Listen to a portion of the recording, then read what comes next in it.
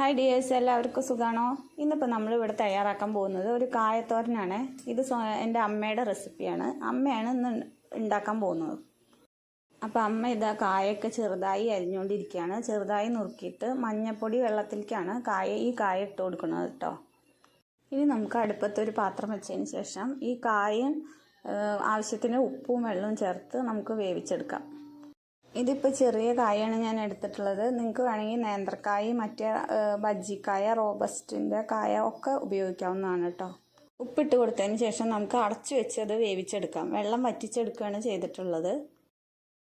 ഇനി നമുക്ക് അതിലേക്ക് വേണ്ടത് കുറച്ച് സാധാരണ തോരനിലേക്കൊക്കെ ഉപയോഗിക്കുന്ന പോലെ കുറച്ച് നാളികേരം, ഒരു മുറി നാളികേരം എടുത്തിട്ടുണ്ട്. പിന്നെ കുറച്ച് ചെറിയ ഉള്ളി, കുറച്ച് ഉണക്കമുളക്. ഇനി നമുക്ക് ഉണക്കമുളകും ചെറിയ ഉള്ളിയും കൂടി ചതച്ചെടുത്തതിന് ശേഷം ഒരു പാൻ അടുപ്പത്ത് വെച്ച് അതിലേക്ക് കുറച്ച് വെളിച്ചെണ്ണ ഒഴിച്ചു കൊടുത്ത് കുറച്ച് കടുകും കൂടി ഇട്ട് കൊടുക്കാം. കടുകൊന്ന് പൊട്ടി വരുമ്പോഴേക്കും സബ്സ്ക്രൈബ് ചെയ്യാതെ കാണുന്നവരാണെങ്കിൽ ഒന്ന് സബ്സ്ക്രൈബ് ചെയ്ത് സപ്പോർട്ട് ചെയ്യൂ. ലൈക്കും ഷെയറും ചെയ്യാൻ മറക്കരുത്. വെച്ച നാളികേരത്തിലേക്ക് ഒരു സ്പൂൺ മഞ്ഞൾപ്പൊടി കൂടി ഇട്ട് ഒന്ന് നല്ലവണ്ണം ഇളക്കി കൊടുക്കണേ.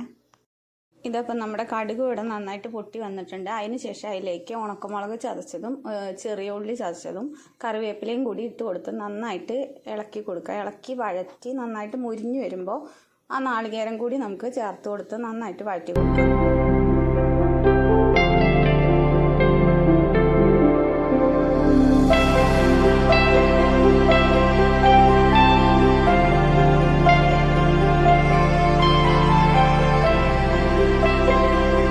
നാളികേരമൊക്കെ നന്നായി മുരിഞ്ഞു വന്നിട്ടുണ്ട്. ഇനി അതിലേക്ക് വേവിച്ച് വെച്ച കായം കൂടി ചേർത്ത് ഇളക്കി കൊടുക്കാം. 2 മിനിറ്റ് ഒന്ന് ഇളക്കി കൊടുത്താൽ മതിയാവും. അപ്പോൾ നമ്മുടെ വളരെ ടേസ്റ്റി ആയിട്ടുള്ള നല്ല കായത്തോരൻ ഇവിടെ റെഡി ആയിട്ടുണ്ട്. എല്ലാവരും ഉണ്ടാക്കി നോക്കി അഭിപ്രായം പറയണേ. വീഡിയോ സബ്സ്ക്രൈബ് ചെയ്യാതെ കാണുന്നവരാണെങ്കിൽ ഒന്ന് സബ്സ്ക്രൈബ് ചെയ്ത് സപ്പോർട്ട് ചെയ്യൂ. തൊട്ടടുത്ത ബെല്ലൈക്കണും കൂടി ഒന്ന്